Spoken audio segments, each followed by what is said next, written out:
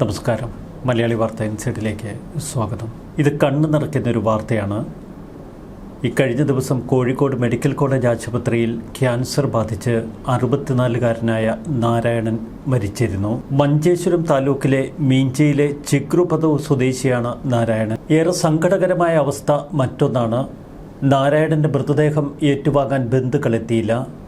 തങ്ങൾക്ക് നാരായണൻ്റെ മൃതദേഹം കാണണ്ട, തങ്ങൾക്ക് വേണ്ട എന്നാണ് ബന്ധുക്കൾ നാട്ടുകാരെയും ജനപ്രതിനിധികളെയും അറിയിച്ചത്. മൃതദേഹം ഏറ്റുവാങ്ങാൻ ബന്ധുക്കൾ എത്താത്തതിനെ തുടർന്ന് ജില്ലാ പഞ്ചായത്ത് അംഗം ഇർഫാന ഇക്ബാലിൻ്റെ നേതൃത്വത്തിൽ ചിതയൊരുക്കി മൃതദേഹം സംസ്കരിച്ചു. നാരായണന് 2 ഭാര്യമാരുണ്ട്, മക്കളും. ആയ കാലത്ത് ഈ നാരായണൻ ഇത്തിരി തൻ്റേടിയായിരുന്നുവെന്നാണ് നാട്ടുകാർ പറയുന്നത്.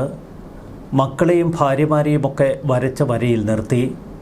എന്നാൽ പിന്നീട് രോഗം ബാധിച്ച് അവശനായപ്പോൾ നാരായണനെ ആരും തിരിഞ്ഞു നോക്കിയില്ല. ഇത് വലിയൊരു പാഠമാണ്. ആരോഗ്യമുള്ളപ്പോൾ ഇഷ്ടം പോലെ ജീവിക്കും. ഒരുപക്ഷെ കുടുംബമൊക്കെ നോക്കിയ വ്യക്തി തന്നെയാണ് നാരായണനും. എന്നാൽ അവസാന കാലത്ത് ആരും തിരിഞ്ഞു നോക്കാനില്ലാത്ത അവസ്ഥ. 2 ഭാര്യമാരുണ്ട്, 2 പേരും പരസ്പരം മത്സരിച്ചു. ഒപ്പം അവരുടെ മക്കളും. ഒടുവിൽ അനാഥനായി ഈ ലോകത്തു നിന്ന് കടന്നു പോകേണ്ടി വന്നു നാരായണന്. 1 മാസം മുമ്പ് നാട്ടിലെ ഒരു കടവരാന്തയിൽ ഭക്ഷണം കഴിക്കാതെ മൃതപ്രായനായി കിടക്കുന്ന ഒരു മധ്യവയസ്കനെക്കുറിച്ചുള്ള വാർത്ത നാട്ടിൽ പരന്നിരുന്നു. നാരായണൻ്റെ ദയനീയ അവസ്ഥ വാർഡംഗം ഷെറീഫ് ചിനാല, പഞ്ചായത്ത് അംഗവും വനിതാ ലീഗ് നേതാവുമായ ഇർഫാന ഇക്ബാലിനെ അറിയിക്കുന്നു. സ്ഥലത്തെത്തി അവർ കണ്ടത് വല്ലാത്ത കാഴ്ച. മെലിഞ്ഞുണങ്ങി മൃതപ്രായനായി കിടക്കുന്നു നാരായണൻ. തുടർന്ന് ഇർഫാന ജില്ലാ കളക്ടറെയും മെഡിക്കൽ ഓഫീസറെയും വിവരമറിയിച്ചു. തുടർന്ന് ഉപ്പളയിൽ പ്രവർത്തിക്കുന്ന ഷെയ്ഖ് സായിദ് ഫൗണ്ടേഷൻ പ്രവർത്തകർ നാരായണനെ കുളിപ്പിച്ച് വൃത്തിയാക്കി പ്രാഥമിക ശുശ്രൂഷ നൽകി. എഴുന്നേറ്റ് നിൽക്കാൻ പോലും കഴിയാത്ത ശാരീരിക അവസ്ഥയിലായിരുന്നു നാരായണൻ. ഇർഫാനയുടെ നേതൃത്വത്തിൽ പിന്നീട് നാരായണനെ കോഴിക്കോട് മെഡിക്കൽ കോളേജ് ആശുപത്രിയിലാക്കി. മെഡിക്കൽ കോളേജ് ആശുപത്രിയിലേക്ക് കൊണ്ടുപോകുമ്പോൾ ബന്ധുക്കളെ വിവരമറിയിച്ചു. മക്കളെ വിളിച്ച് ഇർഫാന തന്നെയാണ് നാരായണനെ ആശുപത്രിയിലേക്ക് കൊണ്ടുപോകുന്ന കാര്യം പറഞ്ഞത്. എന്തിനാണ് വെറുതെ ഇനി ആശുപത്രിയിലേക്കൊക്കെ എന്ന ഭാവമായിരുന്നു വീട്ടുകാർക്ക്. 1 മാസം മെഡിക്കൽ കോളേജ് ആശുപത്രിയിൽ ചികിത്സ. ഒടുവിൽ വ്യാഴാഴ്ച നാരായണൻ മരിച്ചു. വിവരം മഞ്ചേശ്വരം പോലീസ് ബന്ധുക്കളെ അറിയിക്കുന്നു. ഞങ്ങൾക്ക് മൃതദേഹം കാണേണ്ട, മൃതദേഹം എന്തു വേണമെങ്കിലും ചെയ്തു എന്നായി ബന്ധുക്കൾ. ബന്ധുക്കളോട് നിങ്ങൾ പണമൊന്നും മുടക്കേണ്ട, ഒന്ന് വന്നു നിന്നാൽ മതി. പണമൊക്കെ ജില്ലാ പഞ്ചായത്ത് അംഗത്തിൻ്റെ നേതൃത്വത്തിൽ പിരിച്ച് ഇതിനു വേണ്ട ക്രമീകരണങ്ങൾ ഏർപ്പെടുത്തുമെന്നൊക്കെ പോലീസ് അവരെ അറിയിച്ചു.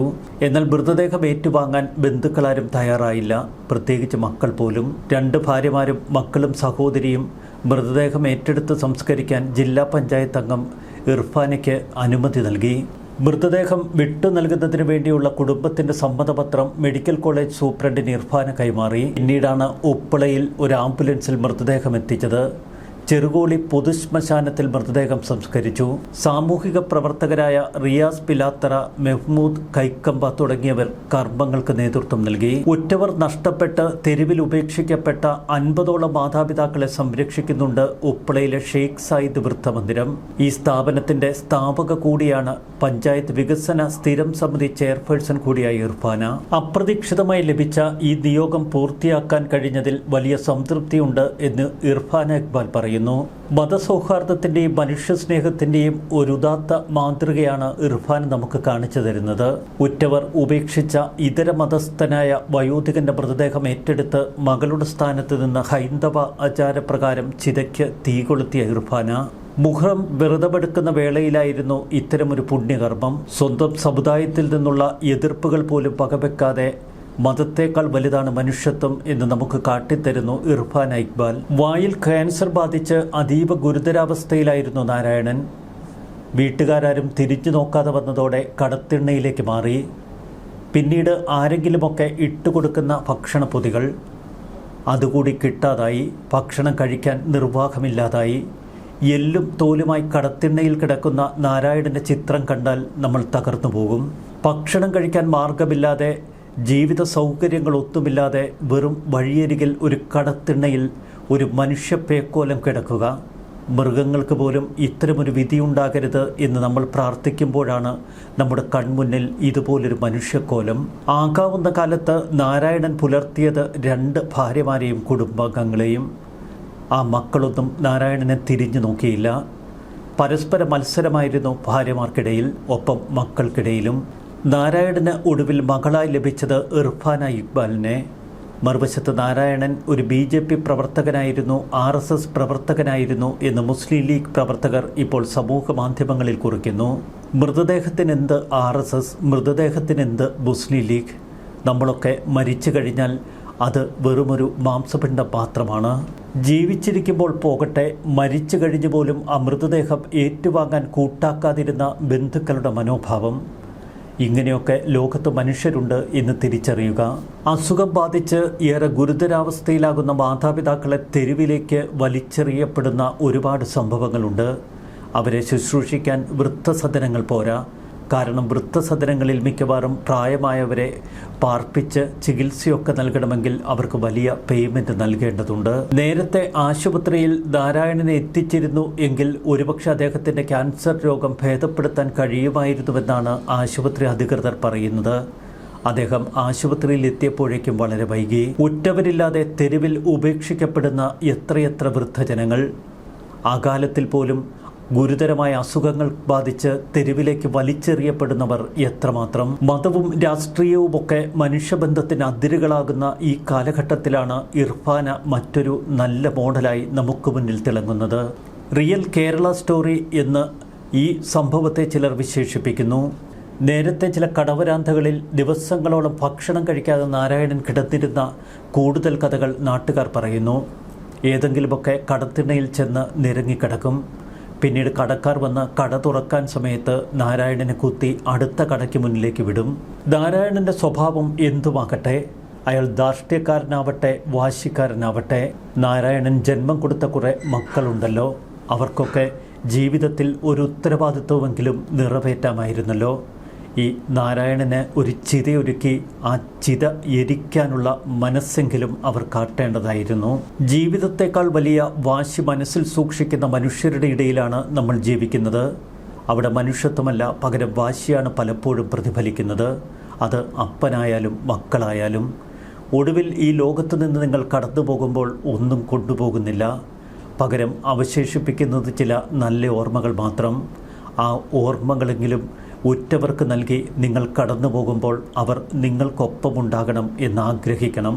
അതിനുവേണ്ടി ജീവിതത്തിൽ പ്രവർത്തിക്കണം. അതല്ലാതെ ഉറ്റവരെയും വേണ്ടപ്പെട്ടവരെയും ഒക്കെ വലിച്ചെറിഞ്ഞ് അവസാന നാളുകളിൽ അവരുടെ സാമീപ്യം പ്രതീക്ഷിക്കുന്ന ആ ശൈലിയും തെറ്റ്. ജീവിതം വലിയൊരു സൈക്കിളാണ്. ഇനി മറ്റൊരു തലത്തിൽ അടുത്ത തലമുറയിലേക്കും ഈ ശാപം ചെന്നു പതിക്കും. മീഞ്ച ഗ്രാമപഞ്ചായത്തിലെ ചിഗ്രപദവ് തോട്ടത്തൊടിയിലെ ഒഴിഞ്ഞ കടവരാന്ത. 2 ആഴ്ചയിലധികം പട്ടിണിയിൽ കിടക്കുന്ന നാരായണൻ എന്ന 64-കാരനെ കാണാൻ അങ്ങോട്ടേക്ക് ഇർഫാന ഓടി വരുന്നു. എൻ്റെ സ്ഥാപനത്തിലേക്ക് ഞാൻ ഇദ്ദേഹത്തെ കൊണ്ടുപോകും, ഇദ്ദേഹത്തെ ശുശ്രൂഷിക്കും, ചികിത്സിക്കും. നാട്ടുകാർക്ക് അന്ന് ഇർഫാന കൊടുത്ത വാക്ക്. പട്ടിണിക്കോലമായി അഴുകിദ്രവിച്ച ശരീരം, വായിലെ ക്യാൻസർ, ദുർഗന്ധം കാരണം മനുഷ്യർക്ക് പോലും അടുത്തു വരാൻ കഴിയുന്നില്ല. പരിസരവാസികൾ പോലും നാരായണൻ അടുക്കലേക്ക് പോകാൻ മടിച്ചിരുന്ന സമയം ഇയാൾ ജീവിക്കുമോ എന്ന് പലരും സംശയം കൂറി. പിന്നീടാണ് 1 മാസക്കാലത്തോളം നാരായണന് മെഡിക്കൽ കോളേജിൽ നൽകിയ ചികിത്സ.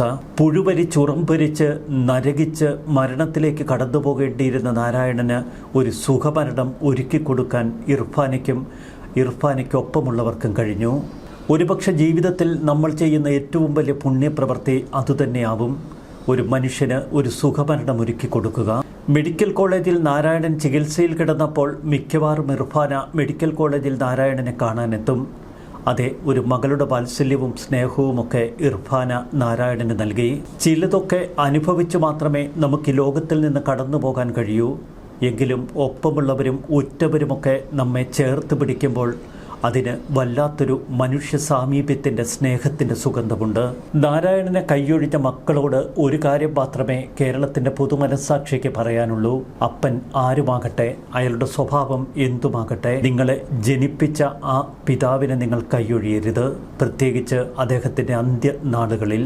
ആരോഗ്യവും ചെറുപ്പവുമുള്ള മക്കൾ വേണം മാതാപിതാക്കളെ ശുശ്രൂഷിക്കാൻ, സംരക്ഷിക്കാൻ. എഴുന്നേറ്റ് നിൽക്കാൻ പോലും ആവാതെ കുഴഞ്ഞു വീഴുന്ന അവസാന നാളുകളിലെ ആ ശാരീരിക സ്ഥിതി അത് മനസ്സിലാക്കി അവർക്കൊപ്പം നിൽക്കേണ്ട ഉത്തരവാദിത്വം മക്കളും ഉറ്റവരും അയാൾക്കൊപ്പം ജീവിച്ചവരുമൊക്കെ മനസ്സിൽ സൂക്ഷിക്കണം. ഇതൊരു വല്ലാത്ത കാഴ്ചയാണ്. ന്യൂസ് ഡെസ്ക് മലയാളി വാർത്ത ഇൻസൈഡ്.